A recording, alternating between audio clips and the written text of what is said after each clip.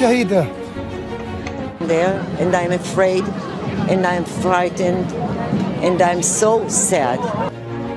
তবে কি গাজার ধ্বংসস্তূপের কান্না শেষ পর্যন্ত পৌঁছেছে ইহুদিদের হৃদয়ে? নেতানিয়াহু বিরোধী শক্তিরা আজ জেরুজালেমের রাস্তায় প্রতিবাদ করছে নিজেদের সরকারের বিরুদ্ধে। চিৎকার করে বলছে, গাজাবাসীদের মুক্তি দাও, সামরিক অভিযান বন্ধ করো।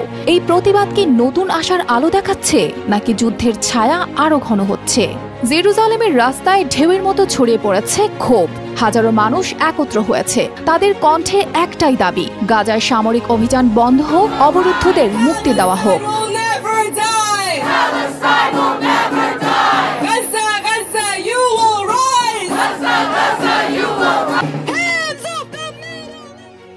19 মার্চ বুধবার পার্লামেন্ট ভবনের সামনে জড়ো হওয়া এই বিক্ষোভ ইসরায়েলের সাম্প্রতিক ইতিহাসের অন্যতম বড় প্রতিবাদ হিসেবে চিহ্নিত হয়েছে।